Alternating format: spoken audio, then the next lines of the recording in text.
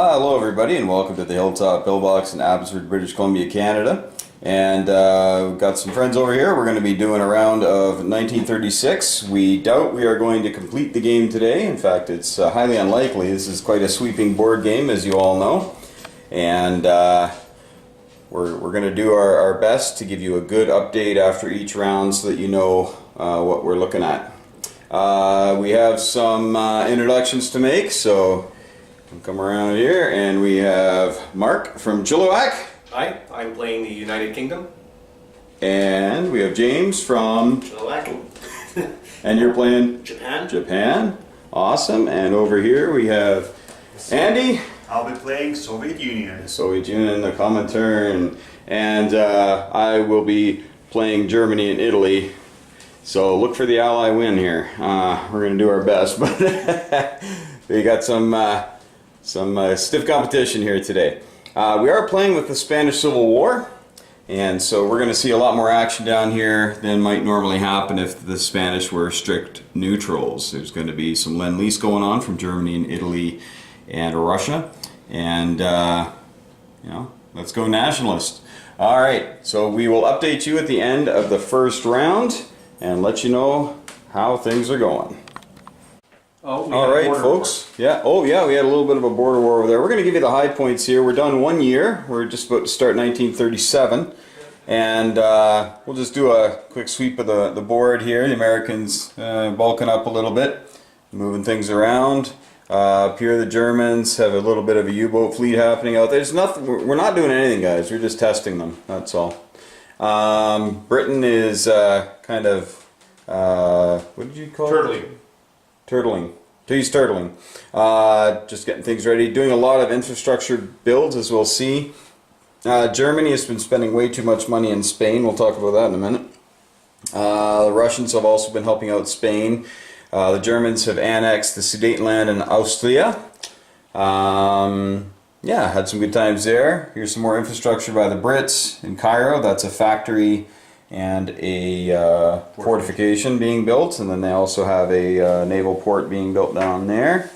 And over here there's not a ton going on, but the Brits are building a naval port coagulating here in South Africa. So now the Japanese are trying to put doubts into the mind of the UK. We'll let them do that. The Chinese had a little bit of an attack here. They went up and took one of the warlords. The communists are, they know their place. They're not doing anything right now. And the Japanese and the Russians had a little bit of a tilt in Amur.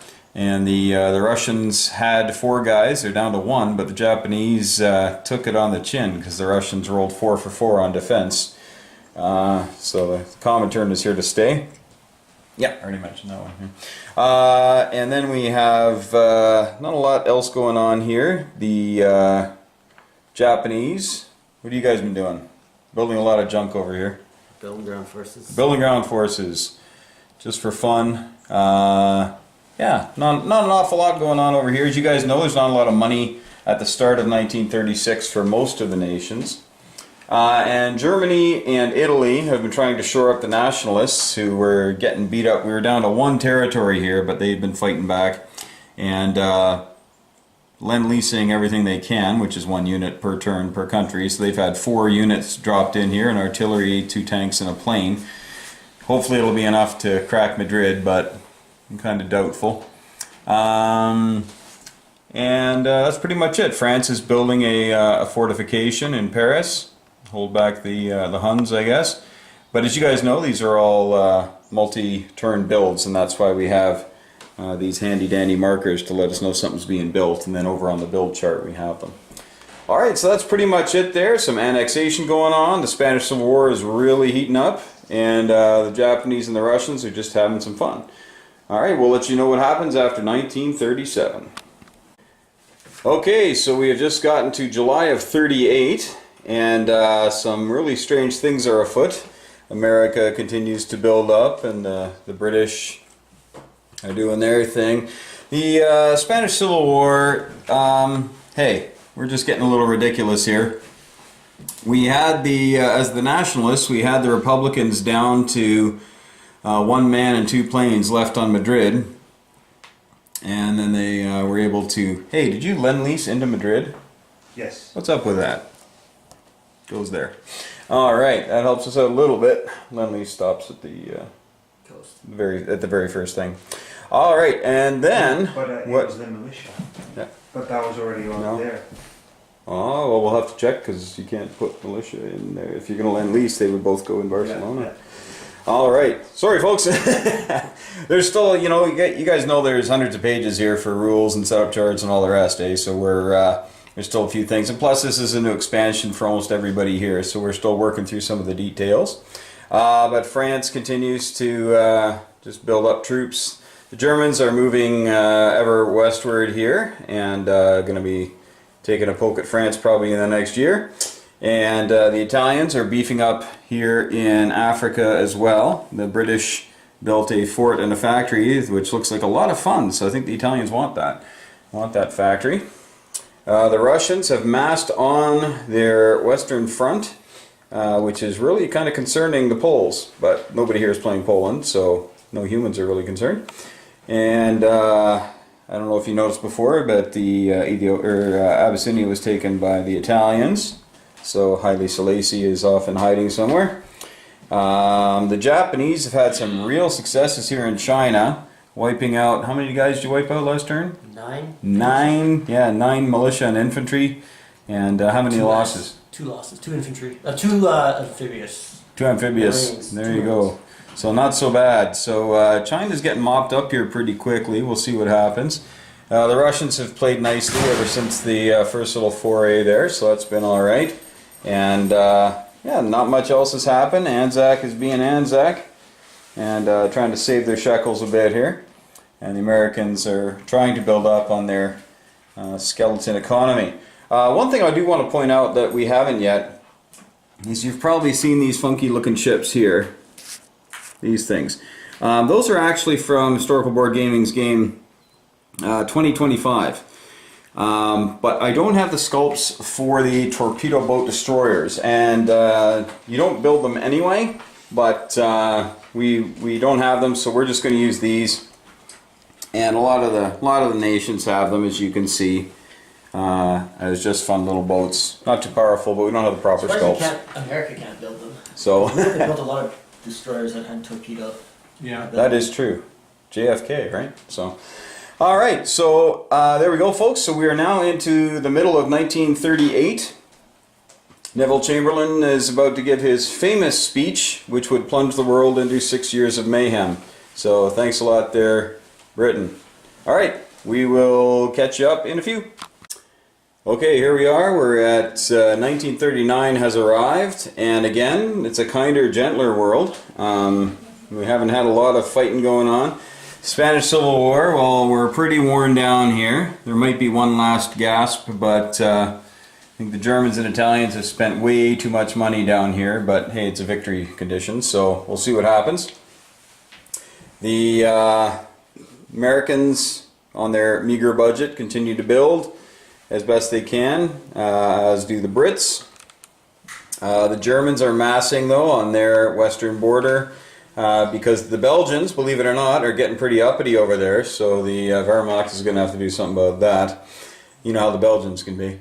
And the Italians have been continuing to funnel guys across and have built up a pretty impressive little force here in northern Africa. So I think the British may rue the day they built that stuff in Cairo, but maybe not, because the guy who's playing the Axis is rolling like Crap. yeah, that's a gentle way of saying it.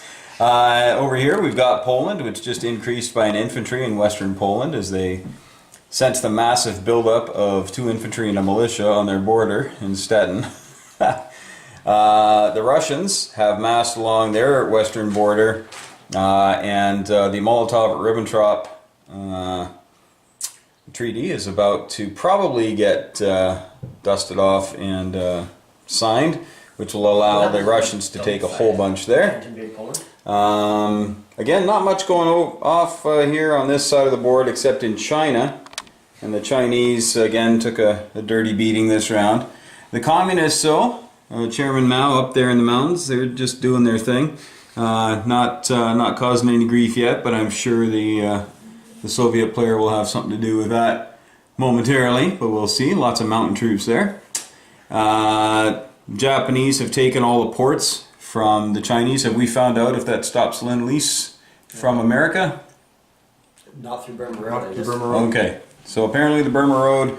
That's a question that we were wrestling with to find out if the Americans can Lend-Lease through the Burma Road. But Americans cannot lend lease till they have a 35 IPP. It'd be 35 IPP, and right now they're at 9. 9. Haha! Way to go, Great Depression. And the Japanese, again, they're doing what Japan does best, which is making a major Oh, annoyance sorry, of they need themselves. 15 IPP. Oh. Lend lease. 15? That's different than 35. Yeah. Alright, 15.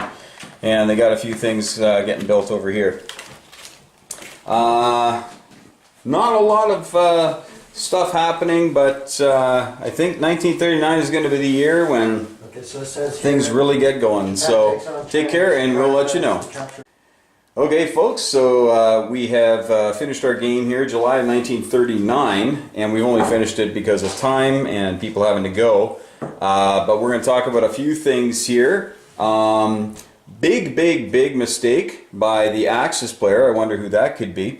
When with Italy, he was using a lot of his Lend-Lease, getting stuff over here for the Spanish Civil War, which the nationalists were able to take Madrid and probably wouldn't hold it much longer, but who knows. The infantry are only attacking it at 1, so they might have held for a little while.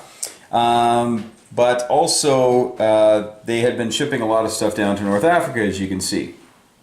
And so they had a really good hold on North Africa, but of course at the cost of up here. The French actually were able to come in, declare war, and come on in. Now, how could they declare war, you're wondering? Well, because when France gets to 17 bucks, I think it is, 17 bucks, they're able to declare war on anybody, even themselves, but they'd probably lose.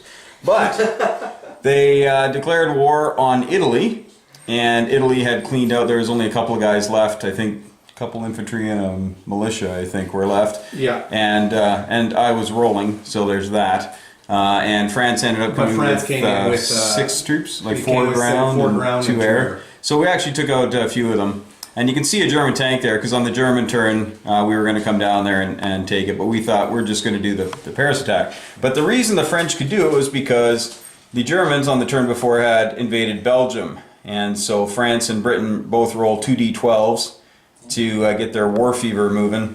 And the French rolled enough to get to maximum, which is 17 bucks, which brings them into the war automatically, which allowed them then on their turn to declare war on Italy.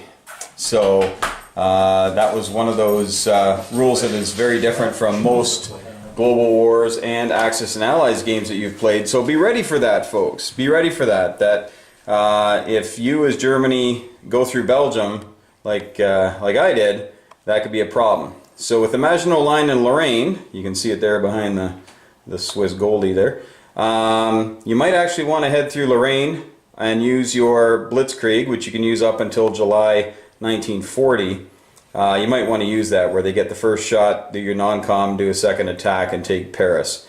That's probably the best way to do it. Brings Paris into the war, or French into the war, but then they won't have anything to hit back with.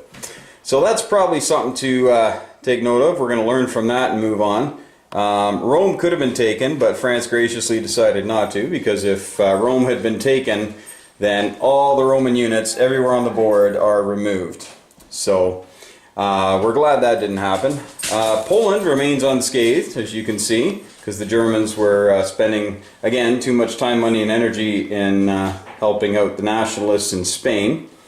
And the Russians here were able to move in this turn into Latvia and Estonia, and they took them, no problem at all, thanks to that rule in the rule set. And you can see that they're just gearing up for war over here. They're going to take Poland once the Germans go in there in a couple of turns.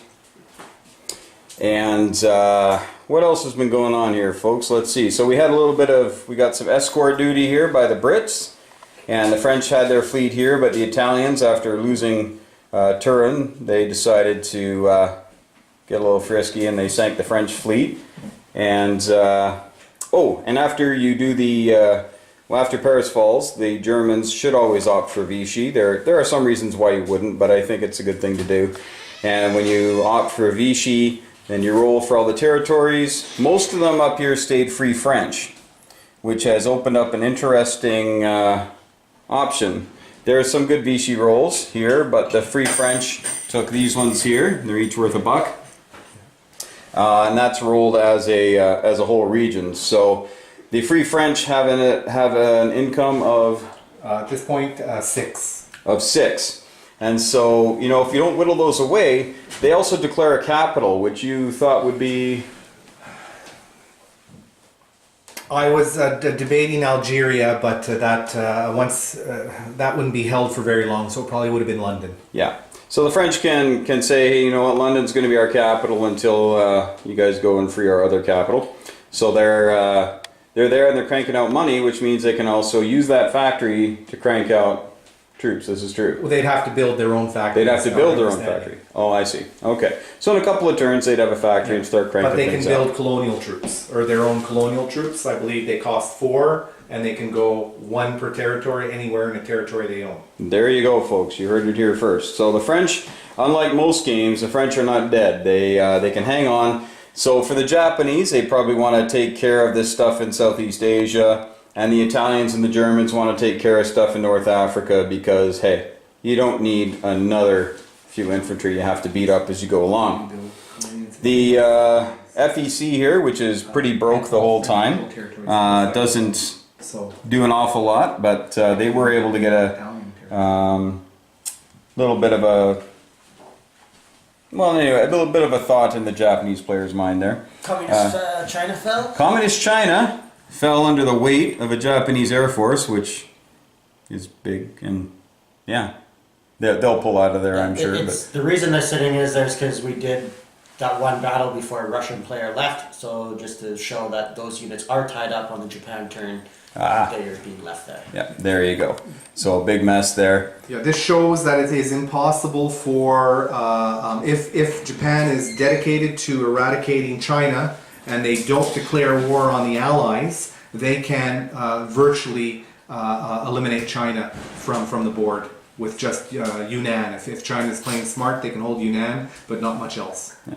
And Yunnan, I think, is worth 1 in this game. Yeah, So- and with the Burma Road, you get a 2. Yeah, so yeah, that's pretty impotent at that point. Lots of militia, but as we know, militia don't do much. So the Japanese spreading out here, doing their thing. Had a couple of border clashes, but that's pretty much it. Now these subs are out here. I think they started there, did they not? No, the one in Carolinas I think started there, but I moved the other 2 there. Okay, heading out to have some fun. American fleet once again. Just back there. I guess there's a rule that says they can't head out to Hawaii. Did we figure that out? Until they have a 35 income, they cannot move into any of the Pacific Islands Okay. or build up on the Pacific Islands. And we decided that since Hawaii was not actually an American state until 1959, that it's considered a Pacific island and not a state. So looks like somebody's car is getting broken into, but I hope it's not mine. This is Abbotsford. This is yeah, this is true. Oh, there we go. They must have fixed it. All right. So besides the real screw up here by the Italian player, me, leaving this open, not realizing that after the Italian turn, the French could declare war and attack them after the German intervention there. What are some things that come to mind? Because when the Germans attack, that leaves Italy vulnerable because Britain and France go before Italy goes. So what do you guys think might be a good idea to make sure that Italy, who still wants to compete in North Africa, who still might want to lend-lease to Spain, what do you think some thoughts might be for the Italian player?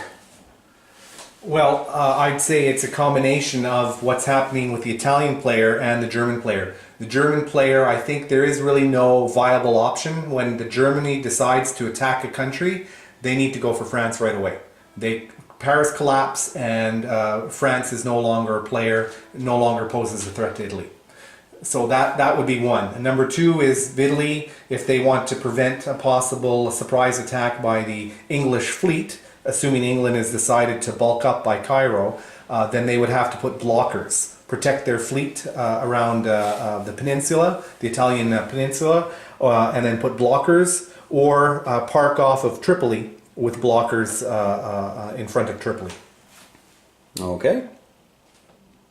Anything else, James, that you want to add there? No? Nope, sounded good. Any thoughts on Japan now that you've been kicking butt over there? Do you have any thoughts for those who are going to step into 1936 on the side of the rising sun? No, I just really tried to keep the Allies adding money to a minimum and take as much money as I could from China. Most of that money is along the coast. So I was with preemptive bombards. I tried to use that as a real advantage. It did pay off, and yeah, I just tried to take mostly China money at this time. It was going to come soon that I was going to try to take some Dutch colonies, but I was waiting for the Netherlands to fall first. And Germany kind of let me down. Well, you were talking about not adding money to the Allies. You want to expand on that just quickly? Just when you attack other powers, they different modifiers that give them extra income. Once they get more income, they can start doing more things to affect the game. For instance, America, when they get to 15, can start putting Lend-Lease into Yunnan, which can be kind of, I believe, to be a bunker for the Chinese to hold out. But since we never played that much further into the game, it's unknown at this time. But I do feel that keeping that America be able to spend that money into Yunnan and helping the Allies, other Allied powers in the area. There is a way to stop. When you do Lend-Lease, you have to go through the shortest route possible. So either the Americans are sending their Lend-Lease from San Francisco through the shortest route possible to Burma. If you have a few Japanese ships, a few submarines along that shortest route, that can possibly interdict. That way, the other way the Americans would go is coming from the East Coast and then going through this area. So if you have a couple of Japanese ships placed in key locations. A rule I did not know. Yeah, I think they do have to go from the shortest to the shortest. So I don't think they can send it from the east. If you're coming from one coast, you have to go the shortest from that coast. But you can elect to go from another coast. Oh, I did not know that. I thought you had to go the shortest route from one of your factories and ports to one of their factories and ports, or one of their ports. Yeah. Oh, okay. Well, there you go. So yeah, if you want to send it from the East Coast around, if there's no German subs causing you grief, that might be the way to go. Yeah, for my part, we had a bunch of newbies here, and then a couple of guys that kind of know what they're doing, and so the newbies, we didn't do as well as we should have.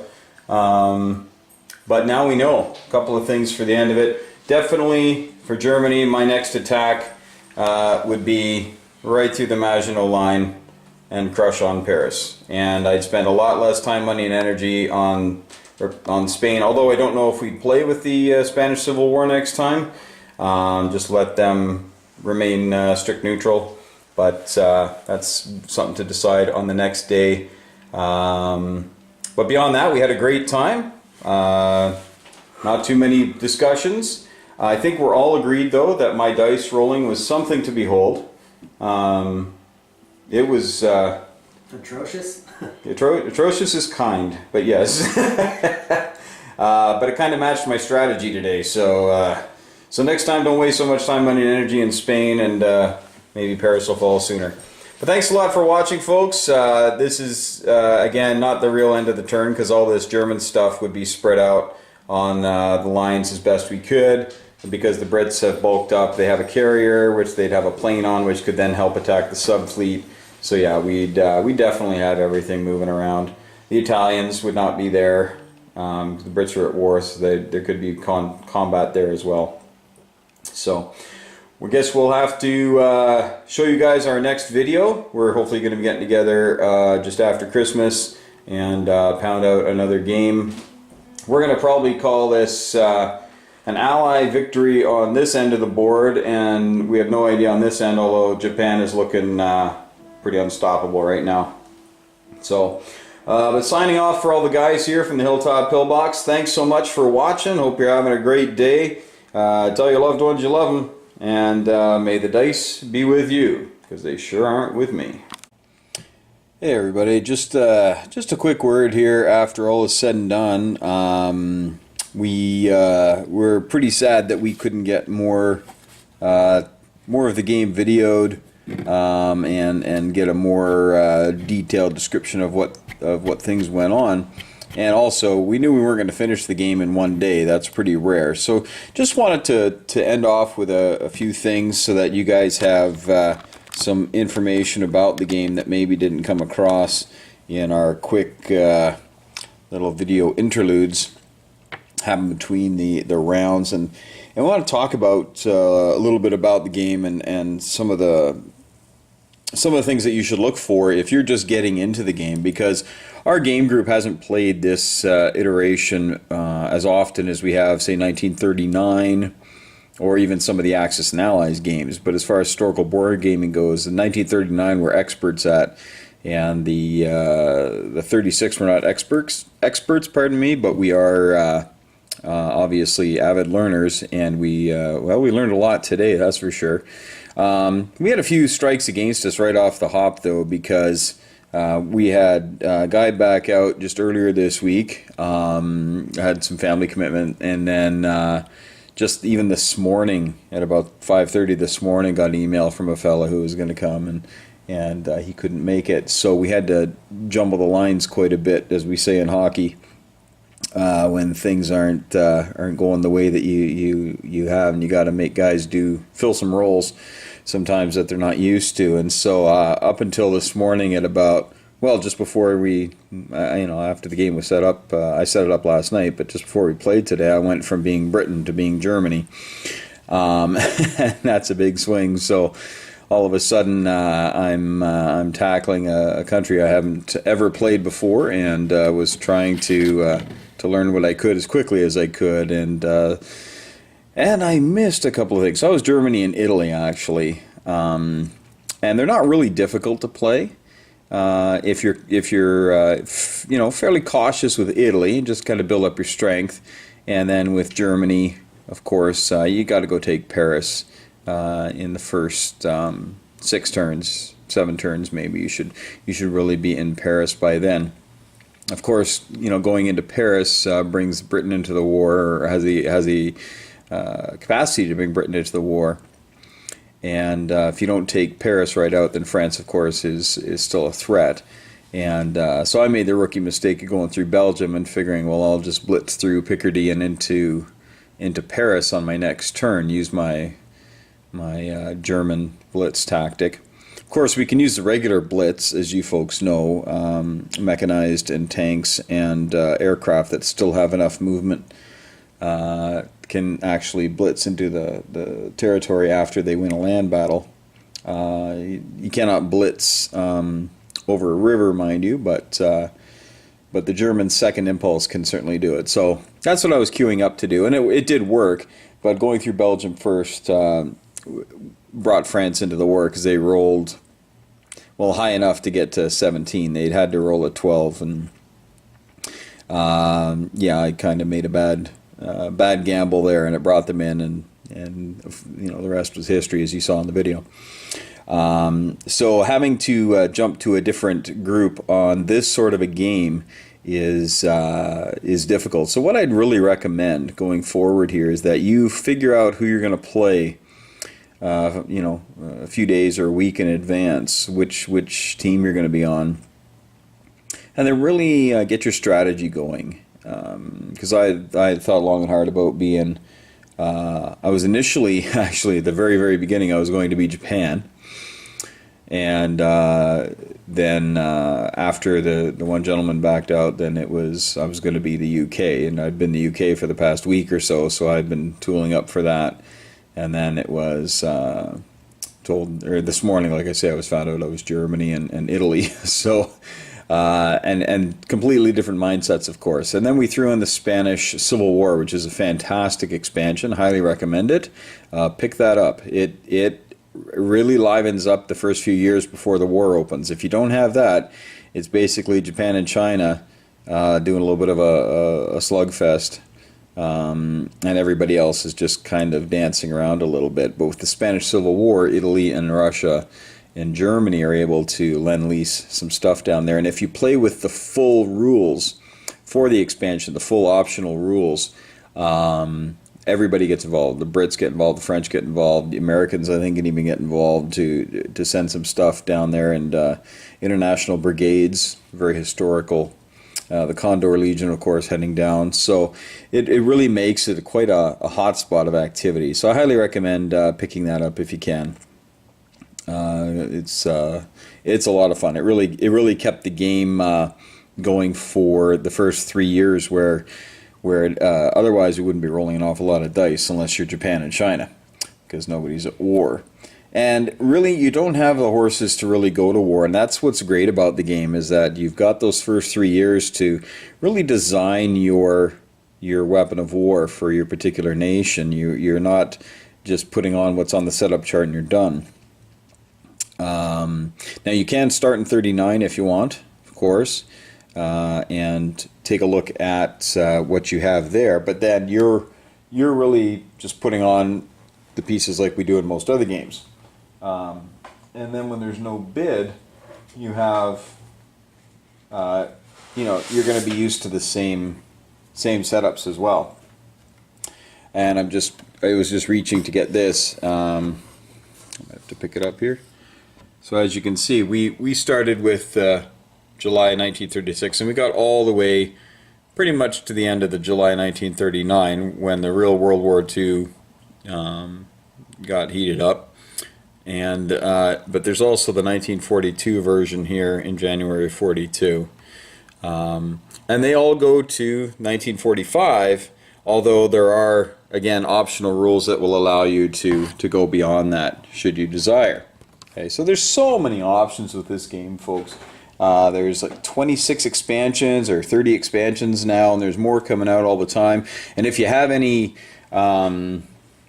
ideas what a great expansion would be, feel free to send those to HBG. Just send it to Doug or Will, just on their website there. They have a Facebook page, which I highly recommend following if you're wanting to keep up to date on some of the changes and the new things that are happening. They've been getting a lot of their new sculpts in, so for those of you who are waiting for new sculpts, those will be along directly. And they've got their work cut out. I saw the pile of stuff that they're working through, and holy moly, lots and lots and lots of work ahead of them. So just wanted to point out here a little closely here, they've been a great supporter of the Hilltop Pillbox, and so they sent me some nice money here. Don't like getting shadows in my shot, but hey, what can you do? So it's nice, colorful money, just like Canadian money, and probably worth more, to tell you the truth. You also get a set of coasters when you buy a bunch of things. You get the coasters when you buy the map. I had those laminated so that they'll actually retain their cleanliness. But we use those actually today to put our builds on. So you just you put that down, and then on German turn you just put your build on there, and we put them on the map. And one of the guys actually just put them in order, in turn order, on the map up between Alaska and Siberia. Just kind of scrolled them along the top there, and so at a glance we knew who was coming in next. Again, because we play so many different war games, it's always nice to at a glance be able to check some things out. The other thing was that again, with some of us playing new powers, and actually two of the guys playing today had never ever seen this board. So we were in the rulebook quite a bit, and we found out we had two different versions of the rulebook. So you want to make sure that you're working from the same rulebook when you get your gaming group together to do this. Just go onto the site. You can download the latest version and make sure that you have that raring to go. You can also there's also errata sheets that they have that you can print out and have those handy, because things do change. And I mean, this is such a sweeping game, and with all of the different expansions that you can get, it's only inevitable that there will be times here and there where your rules might look like they're in conflict with each other. But you can usually figure it out, and if you can't, there might be something on the errata sheets. So just make sure you take a look at that and get yourself really well prepared for the game. Folks, this is unlike any game you've played when it comes to HBG games or Axis and Allies or the World at War games, the Xenogame version. All fabulous games in their own right. This one really injects a ton of political intrigue, of economic angles that you need to appreciate. My big downfall today, of course, was the timing, because as Germany attacking Belgium, that brought France into the war, and then France went hog wild and was able to sink my Italian transport and take my only factory. If you're playing Italy, just know that Turin is the only place where you can crank stuff out. So you don't even have to take Rome, and you can't put new units on until you get that factory back, which slows Germany down, right, as they're trying to take Paris. So just keep that in mind. Don't do what I did, and you should be all right. A few of the things that we did find out as we were playing, even our most experienced person was building an aircraft carrier for Far East Command until he realized he didn't have a shipyard. So for 4 turns where he's building a boat he can't even make. So every now and again, folks, even experienced players will make mistakes. And as has been touched on in a number of different videos, guys say, well, what do you do when you make a mistake? What do you do? And so what we tend to do is, if it's something that is simply illegal, such as an aircraft carrier, a capital ship being built by FEC or ANZAC or somebody who can't actually build it until they have a shipyard, we just say, hey, get your money back, whatever you spent, and you can spend it now. Today, when I really botched it with Italy and brought France into the war before I took out Paris, what happened was he could have taken Rome. All I had in Rome was a black shirt, and I ended up buying a couple of militia to chuck in there just to save face. But he could have taken Rome, no trouble at all. So that was just a mess up on my part, and we could have ended the game there essentially, because if you take Italy out in 1939, that's it. That's curtains for the Axis. So he just graciously went to Turin and took that out. How nice of him. But at least it's not something I can't recover from. So when you find yourself in these situations, in these sweeping games, and you know they should go to at least 1944. They really should. There's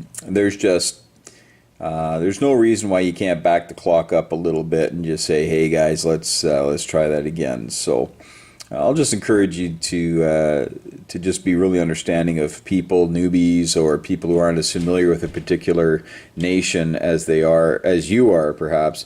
Just go easy on them. We want to build the community, and we had 2 noobs today. Neither of whom were on my team, except, well, yeah, sort of. But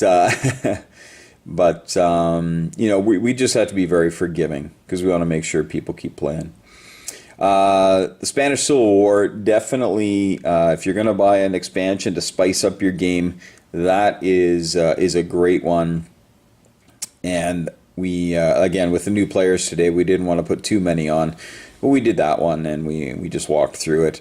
Just at some point, you got to kind of cut your losses as the Comintern and as Germany and Italy, and just say, well, we got to look after the homeland a little bit more. But again, my rolls were abysmal. They were horrendous. I'd go in with 6 or 7 units. I'm fighting into Madrid, which is a mountainous city, so it is a tough nut to crack. But I wouldn't roll anything under a 9 with all of my units. I'd have 7, 8, 9, 10 units going in and just roll nothing but double digits. And then I'd lose 2 guys, and so I'd try again, and I'd get no hits, and I'd lose 2 guys, and then I'd pull out, and then, yeah, it was just dreadful. So So that might have changed things up had I had a bit better luck, because I had basically committed to winning that war, so I could get myself a victory point for Germany, and also then cause some grief for France, because once I get rid of all the Republicans, then Spain is emptied. It becomes basically a pro-Axis neutral, and everything that you had survive the Spanish Civil War, boom, comes back on if anybody attacks Spain. It just comes right back on. So I was kind of tooling up for that and thinking this is going to be great, and I was sending tanks and planes and mountain troops and whatnot down to Spain, and they all died. I did end up taking Madrid, and I would have held it, but I wasn't going to lend lease anything else down there. It was just ended up being a waste of time. So yeah, it was a good learning experience for me as Germany and Italy to maybe help out a little bit. Help out so it's, maybe the Russians send stuff down there, because the Russians only make, I think it's $8 per round. Germany's up in the mid-20s and Italy's making 7. So we're at about a 4-to-1 economy versus Russia, and we can send twice as much stuff down each turn. So, hey, if you get the Spanish Civil War, sure, help them out a little bit, but yeah, just very important that you know when to cut your losses and just say, let Spain fall. But people do want to fight over it. Comintern wants it for a victory. Germany wants it for a victory. So it's not an easy thing to walk away from, but hey. All right. Well, folks, that's pretty much everything. We had a great time today. Again, today is Remembrance Day in Canada. I believe it's called Veterans Day in the States, and we just absolutely are so grateful for those who put themselves in harm's way in the past and who do it in the present. And we play these games, we enjoy them, and we laugh at the disasters and all that sort of thing. But for my part and for the guys I play with, we never forget the reason why we can sit here and roll dice and move little plastic pieces around. And it's because other people have done it for real and paid the ultimate price. And so we certainly bend a knee for those folks, and we're so thankful. So support any veterans that you know.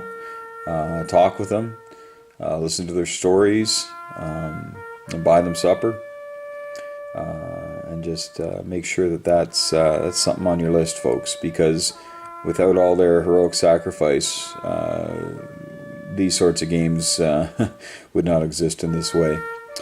And yeah, I just want to encourage you with those words. But anyway, folks, everybody take care, hug your loved ones, and may the dice be with you.